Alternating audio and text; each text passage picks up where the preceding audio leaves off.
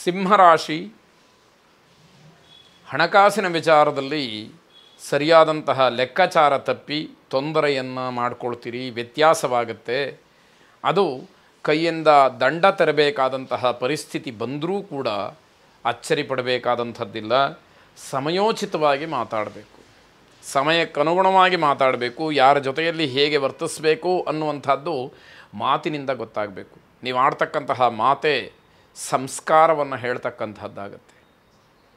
ಯಾಕೆ ಅಂತಂದರೆ ಆ ಮಾತು ಯಾವಾಗ ಪರಿಶುಭ್ರವಾಗಿರುತ್ತೆ ಆಗ ಎದುರುಗಡೆ ಇರತಕ್ಕಂತಹ ವ್ಯಕ್ತಿ ನಿಮಗಿರತಕ್ಕಂತಹ ಸಂಸ್ಕಾರವನ್ನು ಗಮನಿಸ್ತಾನೆ, ಒಳಿತನ್ನು ತಾನೂ ಕೂಡ ಅಳವಡಿಸ್ಕೊಳ್ಳೋದಕ್ಕೆ ಪ್ರಯತ್ನವನ್ನು ಮಾಡ್ತಾನೆ.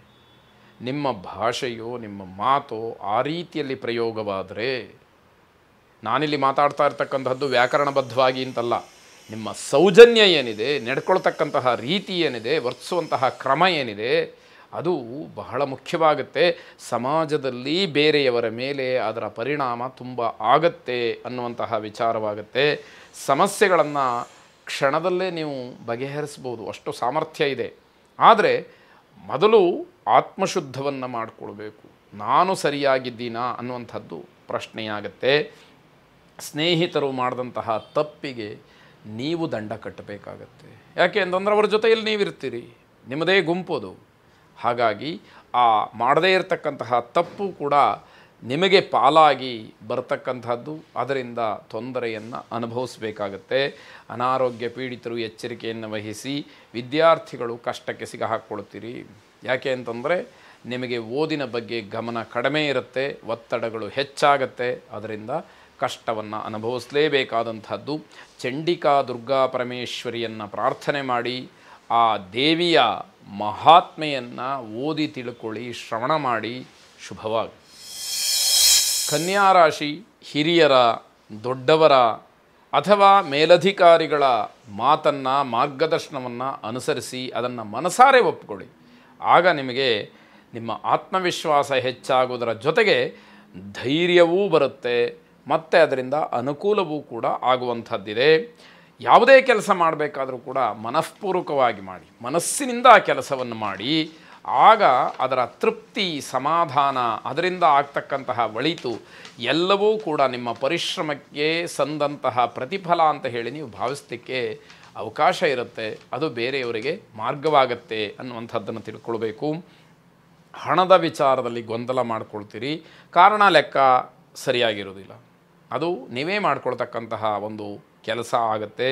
ಗಂಡ ಹೆಂಡತಿಯರ ಮಧ್ಯದಲ್ಲಿ ಪರಸ್ಪರ ಅನುಮಾನಗಳು ಶುರುವಾಗುತ್ತೆ. ಆ ಶುರುವಾದಂತಹ ಅನುಮಾನ ಬೆಳೀತಾ ಹೋಗುತ್ತೆ, ಅದು ವಿರುದ್ಧವಾಗಿ ನಡೆಕೊಳ್ಳುವ ಹಾಗಾಗಿ ನಿಮಗೆಲ್ಲ ವಿಚಿತ್ರವಾದಂತಹ ಫಲಗಳನ್ನು ಕೊಡುತ್ತೆ. ಜೊತೆಗೆ ಅದರಿಂದ ತೊಂದರೆಯನ್ನೂ ಕೂಡ ಕೊಡ್ತಕ್ಕಂಥದ್ದಾಗತ್ತೆ. ದುಃಖವನ್ನು ಅನುಭವಿಸ್ತಕ್ಕಂತಹ ಪರ್ಯಾವಸಾನ ಅಥವಾ ಕೊನೆ ಅಂತಕ್ಕಂಥದ್ದು ಅದರಲ್ಲಿ ಆಗುವಂಥದ್ದು. ನಿವೃತ್ತ ನೌಕರರಿಗೆ ಶುಭ ಇಲ್ಲ. ನಿವೃತ್ತಿ ಆಗಿರ್ತೀರಿ, ಆದರೆ ಕೈಯಲ್ಲಿ ಹಣ ಇದ್ದರೂ ಕೂಡ ಮನೆಯಲ್ಲಿ ನೆಮ್ಮದಿ ಸಿಕ್ಕೋದಿಲ್ಲ, ಅದು ನಿಮಗೆ ಸಮಸ್ಯೆ ಆಗ್ತಕ್ಕಂಥದ್ದು. ಶಿವಾರಾಧನೆಯನ್ನು ಮಾಡಿ. ಶುಭವಾಗಿ. ತುಲಾರಾಶಿ ಹೊಸದಾಗಿ ಪರಿಚಯ ಆದಂಥವರಿಂದ, ಹೊಸಬರಿಂದ ಮೋಸವಾಗ್ತಕ್ಕಂಥದ್ದು. ಈಗಷ್ಟೇ ಪರಿಚಯ ಆಗಿರುತ್ತೆ, ಅವರನ್ನು ಪರಿಪೂರ್ಣವಾಗಿ ನಂಬಿಬಿಡ್ತೀರಿ. ಅವರಿಂದ ನಿಮಗೆ ಏನೂ ಅನುಕೂಲ ಆಗೋದಿಲ್ಲ, ಏನೂ ಪ್ರಯೋಜನ ಆಗಿರಲ್ಲ. ಅನುಕೂಲ ಪ್ರಯೋಜನಗಳು ಹಾಗಿರಲಿ, ಅವರೇ ನಿಮಗೆ ಮೋಸವನ್ನು ಮಾಡಲಿಕ್ಕೆ ಸಿದ್ಧವಾಗಿರ್ತಾರೆ, ಮೋಸ ಮಾಡ್ತಾರೆ. ಇದು ದುರಾದೃಷ್ಟ ಅಥವಾ ಗ್ರಹಗತಿಯ ಫಲ ಅಂತ ಹೇಳಿ ನೀವು ಭಾವಿಸಬೇಕಾಗತ್ತೆ. ಮನೆಯಲ್ಲಿ ಧಾರ್ಮಿಕ ಕಾರ್ಯಾಚರಣೆಯ ಬಗ್ಗೆ ಚಿಂತನೆಯನ್ನು ನಡೆಸ್ತೀರಿ. ಮನೆಯಲ್ಲಿ ಪೂಜೆಯೋ, ಹೋಮವೋ, ಜಪೋ ಅಥವಾ ಇನ್ಯಾವುದೋ ಧ್ಯಾನವೋ, ಭಗವಂತನನ್ನು ಕುರಿತು ಮಾಡ್ತಕ್ಕಂತಹ ಕೆಲಸವೋ, 4-6 ಜನಕ್ಕೆ ಅನ್ನದಾನವನ್ನು ಮಾಡ್ತಕ್ಕಂಥದ್ದು, ಹೀಗೆ ಆಲೋಚನೆಗಳು ಮನಸ್ಸಿಗೆ ಬರುತ್ತೆ. ನಿಮ್ಮ ವೃತ್ತಿಯಲ್ಲಿ ಕಷ್ಟದ ವಾತಾವರಣವನ್ನು ಅನುಭವಿಸಬೇಕಾಗುತ್ತೆ. ಅಂದರೆ ಆರ್ಥಿಕವಾದಂತಹ ಸಂಕಷ್ಟಗಳು, ವೃತ್ತಿಗೆ ಅಡ್ಡಿ ಆತಂಕಗಳು ಬರ್ತಕ್ಕಂತಹ ಒಂದು ಸಮಯ ಹೆಚ್ಚಾಗಿದೆ ಅಂತ ಅರ್ಥ. ಪೂರ್ವಿಕರ ವೃತ್ತಿಯಿಂದ ಹಣವನ್ನು ಗಳಿಸ್ಬೋದು. ತಂದೆ, ತಾತ, ಮುತ್ತಾತ ಯಾವುದೋ ಒಂದು ಕೆಲಸವನ್ನು ಅಥವಾ ವೃತ್ತಿಯನ್ನು ನಡೆಸ್ಕೊಂಡು ಬರ್ತಾ ಇದ್ದರೆ ಅದನ್ನು ನೀವು ಕೂಡ ಅಭ್ಯಾಸ ಮಾಡಿ ಅಥವಾ ನೀವು ಕೂಡ ಇಟ್ಟುಕೊಂಡು ಆ ವೃತ್ತಿಯಿಂದ ಗಳಿಸಲಿಕ್ಕೆ ಅವಕಾಶಗಳು ಹೆಚ್ಚಾಗಿದೆ. ಆದರೆ ತಾಳ್ಮೆ ಬೇಕು. ತಾಳ್ಮೆಯನ್ನು ಕಳ್ಕೊಂಡ್ರಿ ಯಾವುದೂ ಕೂಡ ನಿಮ್ಮ ಪರವಾಗಿ ಕೆಲಸವನ್ನು ಮಾಡೋದಿಲ್ಲ. ದೊಡ್ಡ ದೊಡ್ಡ ಸಮಸ್ಯೆಗಳು ಏನೂ ನಿಮಗೆ ಕಾಡುವಂಥದ್ದೇನಿಲ್ಲ. ಒಂದು ವೇಳೆ ಯಾವುದಾದ್ರೂ ಸವಾಲಾಗಿ ನಿಮ್ಮ ಎದುರುಗಡೆ ಬಂದರೆ ಅದನ್ನು ಎದುರಿಸ್ತಕ್ಕಂತಹ ಧೈರ್ಯವಾಗಿ ಅದನ್ನು ದಾಟಿ ಮುಂದೆ ಬರತಕ್ಕಂತಹ ಶಕ್ತಿ ನಿಮಗಿರುತ್ತೆ. ಆದರೆ ಹಾಗಂತ ಹುಚ್ಚು ಧೈರ್ಯವನ್ನು ಕೂಡ ಮಾಡುವಂಥದ್ದು ಒಳ್ಳೆಯದಲ್ಲ ಅಂತ ಹೇಳಬೇಕು. ಯೋಚನೆ ಮಾಡ್ದಲೇ ಯಾವ ಕೆಲಸವನ್ನು ಕೂಡ ಮಾಡಬೇಡಿ, ಆಗ ಮಾತ್ರ ಯಶಸ್ಸು ನಿಮ್ಮ ಪರವಾಗುತ್ತೆ. ತಾಳ್ಮೆಗೋಸ್ಕರವಾಗಿ ಶ್ರೀಕೃಷ್ಣನನ್ನು ಪ್ರಾರ್ಥನೆ ಮಾಡಿ.